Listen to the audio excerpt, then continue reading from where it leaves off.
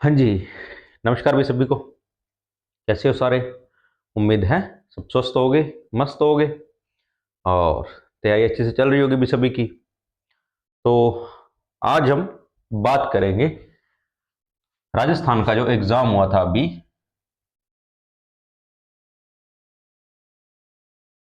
Rajasthan SI exam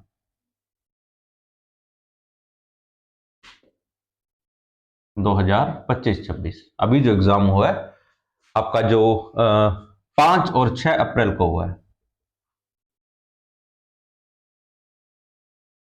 5 और 6 अप्रैल को 2026 को। ठीक है, इस एग्जाम के बारे में बात करेंगे।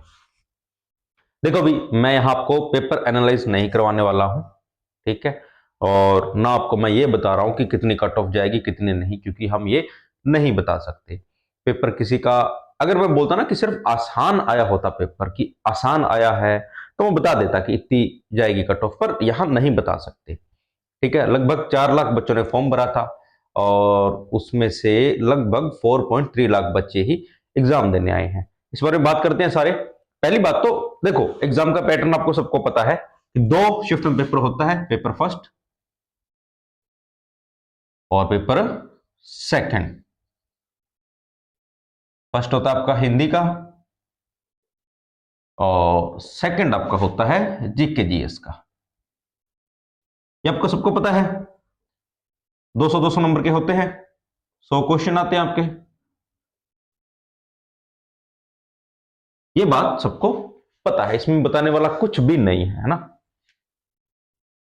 देखो, पेपर बना कौन रहा था? तो आरपीएससी, आप सबको पता है। और आरपीएससी का जो अभी पिछले कुछ दिनों में जो पैटर्न रहा है, तो वो क्वेश्चंस को एक तो डीप में लेके जा रही है, ठीक है। उसके बाद पेपर क्वेश्चन को घुमा फिरा के पूछ रहे हैं। क्यों? कंपटीशन खत्म करने के लिए। मैं बहुत बार बोलता हूं कि पेपर कभी भी आपको पास करने के लिए नहीं बनाए जाते।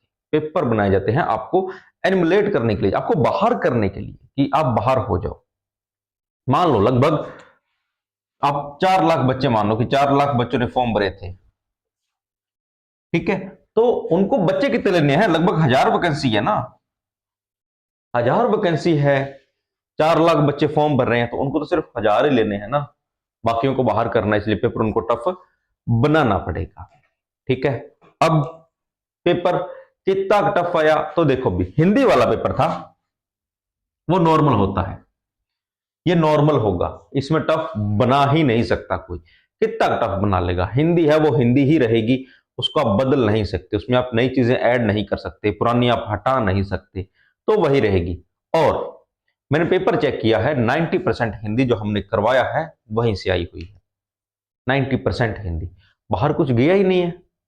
कहां से जाएगा? जो हमने अब संधि मैंने करवा दी, तो उसके जो नियम है वही नियम रहेंगे ना, बदलेंगे थोड़ी। संज्ञा है, संज्ञा के 3 भेद हैं, वही रहेंगे, बदलेंगे थोड़ी। तो पेपर उसी में से है। अब आती है बात जीके की, पेपर 2। ये पेपर टफ है। क्यों टफ है? क्योंकि एक तो लगभग जो क्वेश्चन है वो करंट अफेयर के ज्यादा पूछे जा रहे हैं, डाटा वाले क्वेश्चन ज्यादा पूछे जा रहे हैं, या कथन निष्कर्ष वाले क्वेश्चन है। एक ही क्वेश्चन में उसको 4-4 क्वेश्चन बना के दे रहा है, तो वो टफ है। और मेरा मानना है कि वो टफ कम है, लेंथ ही ज्यादा है, पेपर सॉल्व करने में टाइम ज्यादा लग रहे हैं। और कुछ कुछ क्वेश्चन तो ऐसे हैं जो किसी को आ ही नहीं सकते, जो मैं बोल दूं ना कि छोड़ने के लिए क्वेश्चन जो बने होते हैं। जैसे क्वेश्चन था कि 1977 में आपातकाल के बाद कौन से पार्टी है जो विपक्ष में मिल गई थी, ऐसा कुछ क्वेश्चन था। तो मेरे हिसाब से तो बच्चों को यह भी नहीं पता होगा कि 1970 में पार्टियां कौन कौन सी थी, विपक्ष में पार्टियां कौन कौन सी थी, ये भी नहीं पता होता। और फिर उस ऑप्शन में जो पार्टियों का नाम दिया हुआ था वो शॉर्ट में दिया हुआ था, बच्चों को वैसे ही नहीं पता होगा, ठीक है। तो वो क्वेश्चन तो छोड़ने के लिए ही है। पर बहुत सारे क्वेश्चन ऐसे भी थे जो आप छोड़ नहीं सकते, जो आपको आने चाहिए। इकोनॉमिक्स के हैं, आर्थिक समीक्षा के हैं, करंट अफेयर के हैं, हमारे हिस्ट्री के कोई जो क्वेश्चन है, पॉलिटी के क्वेश्चन है, वो आप छोड़ नहीं सकते। तो पेपर टफ बनेगा भाई, जितना कंपटीशन होता जा रहा है पेपर टफ बनेगा, वो आपको सॉल्व करना ही पड़ेगा, आपको और पढ़ना पड़ेगा, आप अगर एक सोर्स पे बैठे हो तो आपको सोर्स एक और लेना पड़ेगा। अगर मैं बोल दूं कि करंट अफेयर, तो आपको सिर्फ 6 महीने पे नहीं, आपको लगभग 3 साल पीछे भागना पड़ेगा उससे। अगर 2026 में एग्जाम है तो लगभग 2022 से शुरू करो आप करंट अफेयर पढ़ना, तब है। हालांकि होना तो ये चाहिए कि करंट अफेयर मतलब 1 साल का, 6 महीने या 1 साल इतना ही होना चाहिए। पर क्वेश्चन देखे मैंने 2023 का भी पूछ रखे उन्होंने।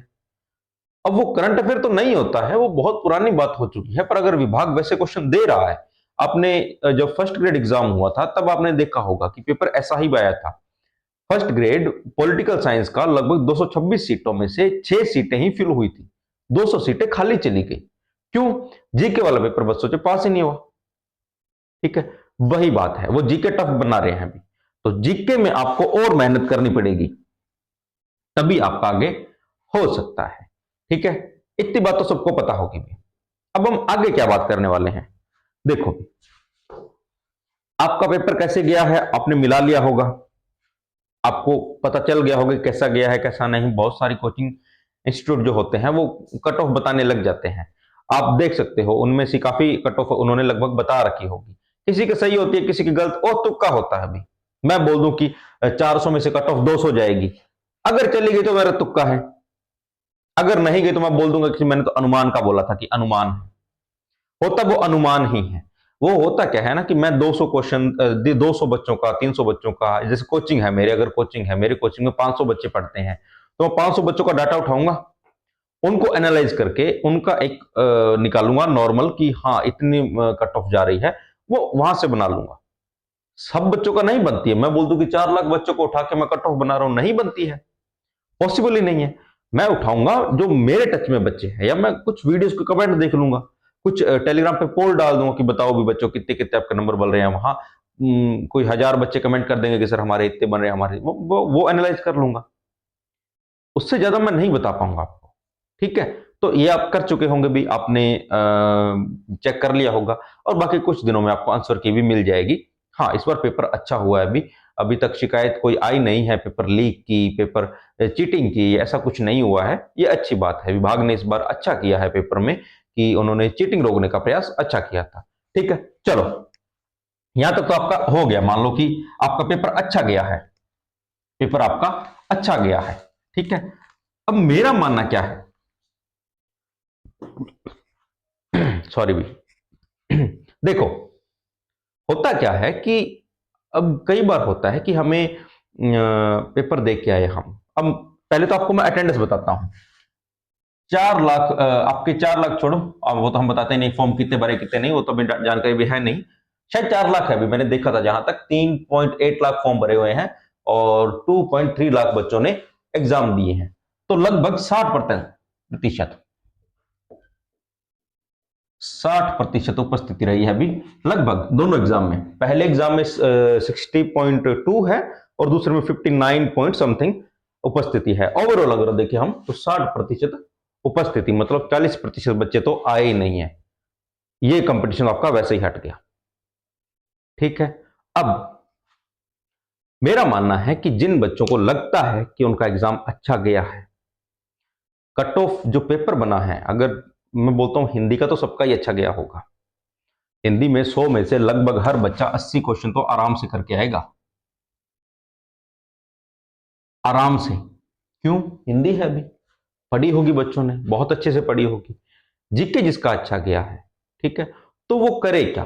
पहली बात तो वो सिर्फ सोच के विचार ना करे कि मेरा होगा या नहीं, होगा या नहीं। एक, वो अपना फिजिकल की तैयारी अच्छे से करे, दूसरा वो इंटरव्यू की तैयारी अच्छे से करे। ये दो चीजें करो। जो बच्चे बैठ पहली बात तो बैठ मत जाना, भी आपको फिजिकल की तैयारी अच्छे से करनी पड़ेगी। फिजिकल की तैयारी नहीं रोकनी है। जो बच्चे, मेरा मानना है कि अगर आपका 60% अबव नंबर आ रहे हैं तो आप चुपचाप उसमें लग जाओ। होता कई बार ऐसे है कि मान लो मेरा अगर 60% से आसपास मेरे नंबर आ रहे हैं, मैं ये सोच के बैठ जाऊं कि नहीं नहीं मेरिट तो 80% जाएगी, मेरा तो होगा ही नहीं। अब मैं ये सोच के बैठा हुआ हूं, विभाग ने फाइनल कट ऑफ जारी की, रोल नंबर आ गया कि आपका फिजिकल के लिए आपको बुलाया जाएगा। अब अगर मैं 15 दिन में सोचूं कि मैं फिजिकल के लिए प्रिपेयर हो जाऊं तो मैं नहीं हो पाऊंगा। तो आपको अभी से अभी से कोशिश करनी होगी फिजिकल की। फिजिकल के लिए आप पूरा ट्रेन रहो, आप इंटरव्यू के लिए पूरा ट्रेन रहो। दूसरी बात, डॉक्यूमेंट अपने पूरे रखो। अगर वो जो फिजिकल के लिए बुलाएंगे या फिर आपका इंटरव्यू के लिए बुलाएंगे तो आपके पास डॉक्यूमेंट होने चाहिए। कुछ बच्चे होते हैं लास्ट डे तक जाके कि ये डॉक्यूमेंट नहीं बना, एफिडेविट लगा दें, ये डॉक्यूमेंट नहीं बना, एफिडेविट लगा दें। देखो, लग जाता है एफिडेविट, मैं नहीं बोलता लगता नहीं है, पर दिक्कत तब आती है कि जब एक ही सीट पर सेम नंबर के दो कैंडिडेट आ गए। मान लो एक सीट है, उस पर दोनों ही कैंडिडेट के सेम नंबर है, तो किसको रखे? तो वो उसको रखते हैं जिसके आपके डॉक्यूमेंट पूरे हैं। कॉमन सी बात है कि अगर मेरे डॉक्यूमेंट पूरे तो वो मुझे रखेंगे ना, एफिडेविट वाले को नहीं रखेंगे, या उसको रिजर्व में डाल देंगे। होगा यही। ठीक है, तो डॉक्यूमेंट पूरे, ध्यान रहे। फिजिकल की तैयारी शुरू करो बच्चों, वेट नहीं करना। वेट करोगे तो वेट करते ही रह जाओ। ठीक है, तो ज्यादा नहीं थी भी, यही जानकारी थी। क्यों? क्योंकि बहुत सारे बच्चे होते हैं, हमारे टच में भी बहुत सारे बच्चे होंगे कि वो फिर बैठ जाते हैं हाथ पे हाथ रख के कि ठीक है अभी जब रिजल्ट आएगा, जब लिस्ट आएगी तब देखेंगे हम, तब हम तैयारी करेंगे। नहीं भाई, स्टूडेंट है, उसकी पहचान यही है कि वो रुकता नहीं है, उसके लिए ब्रेक जैसा कुछ नहीं है। हाँ, एक दो दिन का ब्रेक मैं समझता हूं कि आप इतने दिन से पढ़ रहे थे, एक दो दिन का रेस्ट आपने ले लिया, बट ब्रेक नहीं लेना है पढ़ाई के लंबा कि हम लॉन्ग टाइम के लिए बैठ गए। अब आगामी जो परीक्षाएं आ रही हैं, आगे जितनी भी परीक्षाएं हैं, ये क्वेश्चन उठा लो। हिंदी के 200 क्वेश्चन हैं, जीके जीएस के 200 क्वेश्चन हैं, उठा लो। बहुत चांस है कि इनमें से बहुत सारे क्वेश्चन रिपीट होंगे।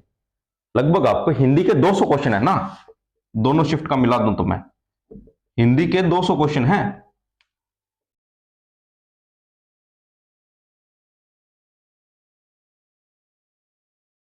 हिंदी के 200 और जीके जीएस का भी आपका 200 क्वेश्चन है। तो करोगे क्या इनका?